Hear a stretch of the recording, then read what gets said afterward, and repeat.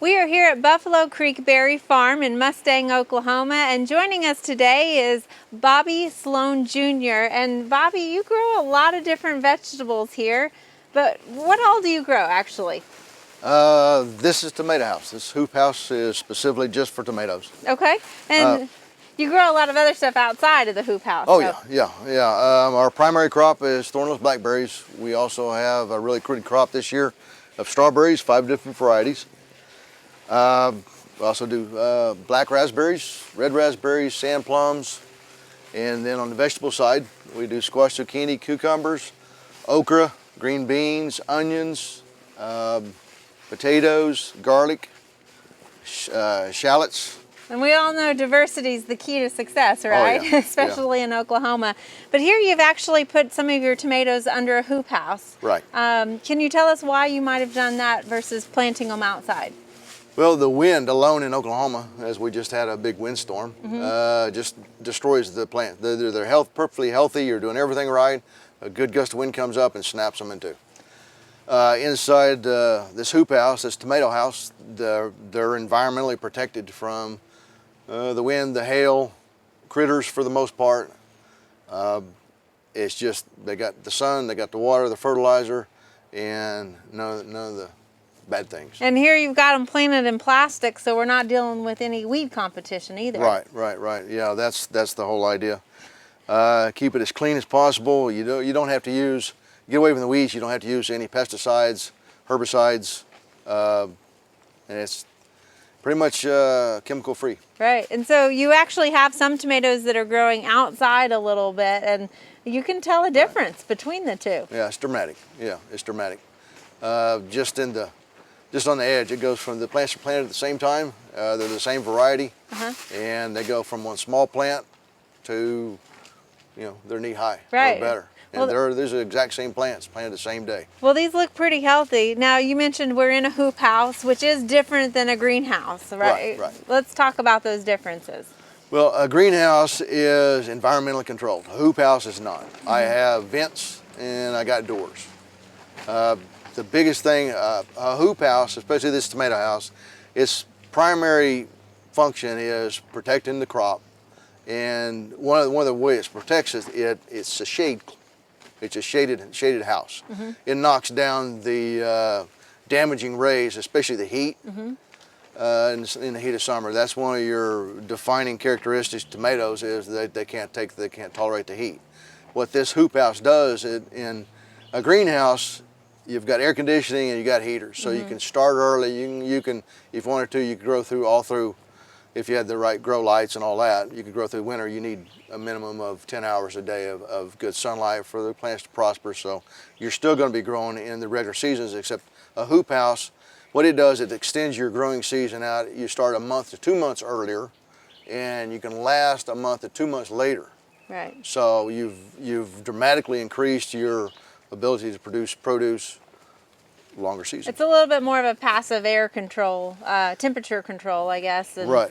Because you don't have electricity down here necessarily for controlling the temperature. Eventually I want to put lights in there, some LEDs, and no heat emission. So you can work all day and night. Yeah, I'll work all night long, right. The way that Leon Sloan, this is a Leon Sloan designed hoop house. The way he designed it is, originally when one of the first designs came out, it had a clamshell opening in the middle that was on a cable pulley system that will open up and you can vent through the middle. He also has clamshells on each end that open up on both ends. And what that does is it creates, you got the airflow coming through, plus you got the shade, which is critical during the heat of the summer. And if you got a cold night coming up like it has been here in early spring, I can go in there, hit a lever and drop both ends. And with this design, this specific design, this size, it's 151 foot long, 121 foot and then 15 foot for the clamshell, so 151 foot by 30. What Leon did on this design specifically is he put roof vents in. The roof vents themselves, what he's done is he's creating a draft type system like a chimney would. The heat is our indoors don't go all the way down. They go about halfway down. You got the heat build up inside the dome. Heat rises, right? And it rises right through the vents. What that does is draw in fresh air from the bottom. So in the heat of the day, You got the heat going out and the cool air coming from down from ground level back in, so you don't have your greenhouse gases. You don't have you'll have plenty of fresh oxygen in here for them to breathe. And as we all know, airflow is dioxide, important for disease and mildew and that sure. sort of stuff. Yeah, keep the plants healthy. You don't have the hard wind flow that you would. We had 80-mile-an-hour wind, and Leon's design hand, or 70, 80. I snapped some trees just on the outside of this door. Yeah. I mean, I got a pine tree that just from the north side just got snapped in two. All the limbs got folded in. This thing was, I had the doors down and the roof shut, and I haven't found a single problem with it. It handled everything. It looks like it's been well built here for you. And yeah, it's brand spanking new. This is my first crop in it, so. And what I love about this farm is you're actually working with Rejoice Farms also. You all have a great partnership. Yeah, Harry Dupree. You share a lot of knowledge through that. I think that's great. That not only are you learning from your season, but you guys are learning from each other's seasons as well. Yeah, we can point at each other and say, why'd you do that? But yeah, Harry Dupree, he's great. He's a master at growing tomatoes, for one thing. I mean, he can come in here and said, okay, you're not trimming that up right, you need to trim that up more and use the cages more. And he's just a wealth of knowledge. And the best thing about Harry is that he's like Steve. He just gives his knowledge away free. And Leon Sloan, the people that I've been fortunate enough to encounter when I started doing this, has made it's the difference between night and day. Because both Leon Sloan, he'll tell you anything that you need to know. He's not going to keep any secrets from you.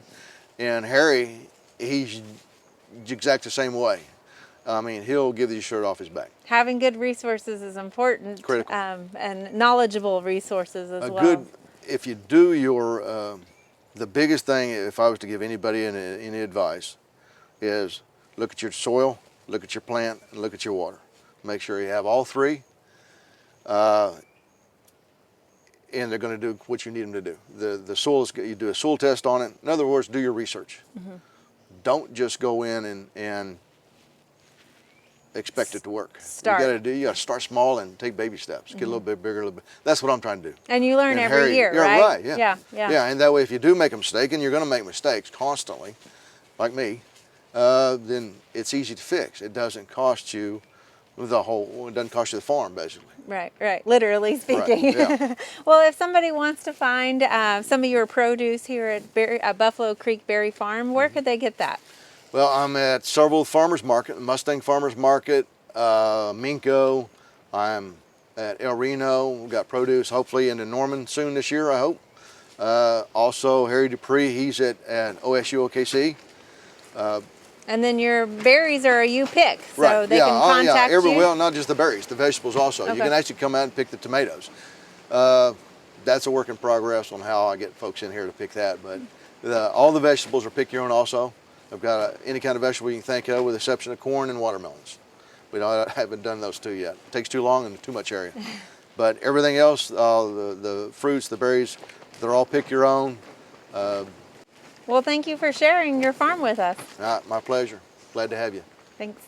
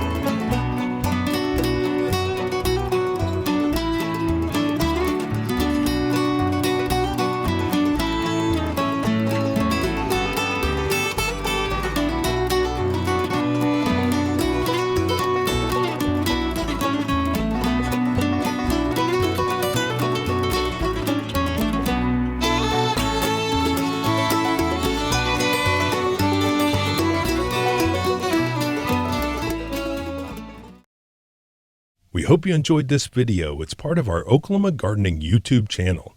You can also find even more videos on our OK Gardening Classics YouTube channel. And join us on social media for great gardening tips, photos, and discussion.